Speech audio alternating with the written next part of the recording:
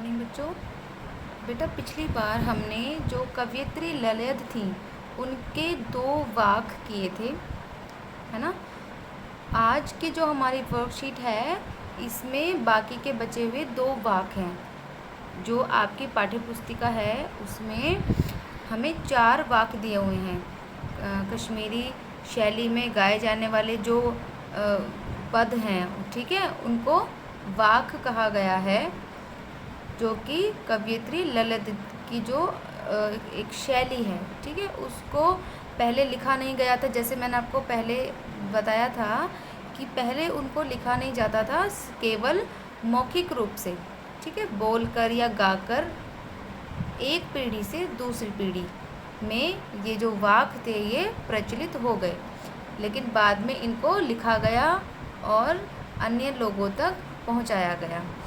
जो कवयित्री ललित हैं इन्होंने जो कर्म कांड है, पूजा पाठ है, ईश्वर को प्राप्त करने के जो तरीके हैं जो आम जनता अपनाती है उन पर प्रहार किया है, ठीक है। उनको उन्होंने बताया है कि जो तरीके हम अपनाते हैं वे कहीं ना कहीं काम नहीं करते या वो गलत हैं, हम गलत रास्ते पर चले जाते हैं ईश्वर को पाने के लिए। तो सही रास्ता उन्होंने क्या बताया है, उनके द्वारा उनके हिसाब से सही रास्ता क्या है, ये हम इन वाक्य में पढ़ेंगे। ओके, तो जो हमारा पहला वाक्य है वो ये देखिए, देखो पहला वाक्य हमारा, आई सीधी राह से गई न सीधी राह, सुषुम सेतु पर खड़ी थी बीत गया दिन आ, जेब टटोली कौड़ी न पाई माझी को दूं क्या उतराई, है ना। तो अब आप यहाँ पर पिक्चर में देख सकते हैं, एक दृश्य है, नाव है, ठीक है, एक रास्ता बना हुआ है। तो इन्होंने जो बात कही है वो किस बारे में है, आइए देखते हैं। व्याख्या पढ़ते हैं हम इसकी, है ना, व्याख्या से हमें समझ आ जाएगा। तो इन पंक्तियों में कवयित्री पश्चाताप करते हुए कहती हैं कि जब उसने संसार में जन्म लिया था तब परमात्मा ने उसे सीधे रास्ते से इस धरती पर भेजा था, है ना। आप सभी जानते हैं कि हर व्यक्ति जो भी संसार में आता है वो ईश्वर द्वारा जो नेचुरल जो तरीका है, ठीक है, उसी से आता है। लेकिन सबका इस दुनिया से जाने का जो तरीके हैं या जो जिस तरह से लोग जाते हैं इस संसार को छोड़कर वो अलग अलग होते हैं, है ना। तो यहाँ पर यही बोला गया है, परंतु अब जब परमात्मा से मिलने की बारी आई है तो मैं सीधे रास्ते नहीं जा सकती। क्यों नहीं जा सकती? क्योंकि वो भटक गई हैं इस संसार में आकर कि ईश्वर को पाने का सही रास्ता क्या है ये वो नहीं जानती।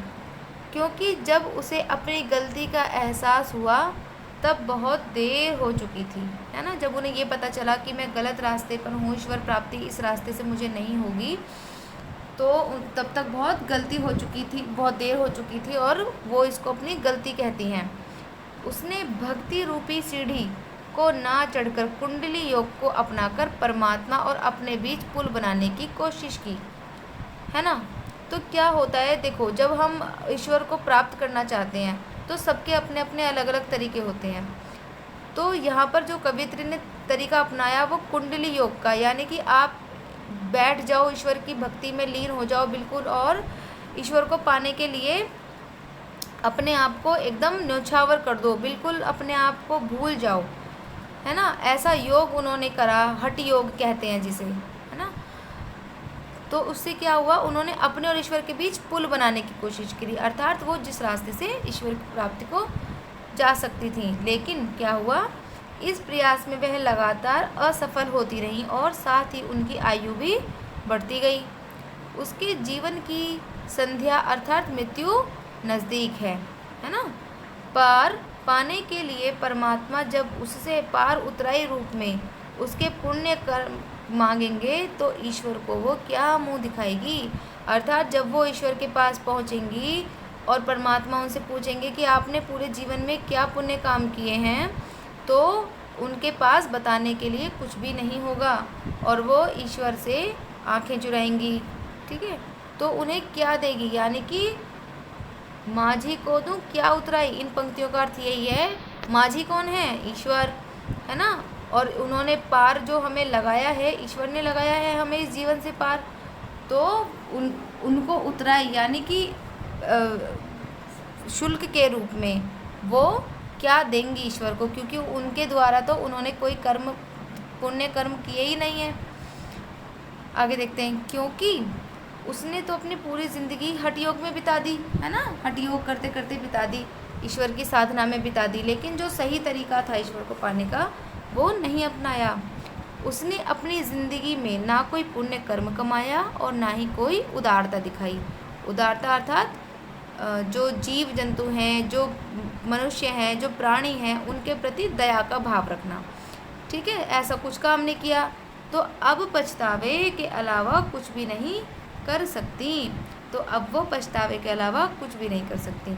तो इन पंक्तियों से हमें यही पता चलता है कि जो ईश्वर को प्राप्त करने का जो तरीका है वो कुंडली योग या हठ योग नहीं है। ईश्वर को पाने के लिए हमें बहुत संतुलित जीवन जीना पड़ता है। ठीक है, आपको ये वाला वाक्य समझ आ गया। ठीक है, अब आगे देखते हैं हम आगे कौन सा वाक्य दिया गया है। ये देखो, थल थल में बसता है शिव ही, थल थल में बसता है शिव ही, भेद न कर क्या हिंदू मुसलमान, ज्ञानी है तो स्वयं को जान, वही है साहिब से पहचान, है ना। अब इसमें देखो, शिव किसको कहा गया है, शिव कहा गया है ईश्वर को, जो ईश्वर हैं जिनकी हम भक्ति करते हैं उनको शिव कहा गया है। तो भेद न कर क्या हिंदू मुसलमान, किसी भी मुसलमान या हिंदू या किसी भी धर्म के इंसान के बीच में कोई भी भेद हमें नहीं करना चाहिए। ज्ञानी है तो स्वयं को जान। ठीक है, ज्ञानी हो, अगर आप ज्ञानी हो, ज्ञानी बनना चाहते हो, या आपको ऐसा लगता है कि आपको पूरी सृष्टि के बारे में, सबके बारे में सब कुछ ज्ञान है, तो उससे पहले आपको स्वयं को जानना चाहिए, क्योंकि सब कुछ हमारे भीतर ही है। यदि हम स्वयं को जान जाएंगे तो सब कुछ जान जाएंगे। फिर क्या लिखता है, वही है साहिब से पहचान।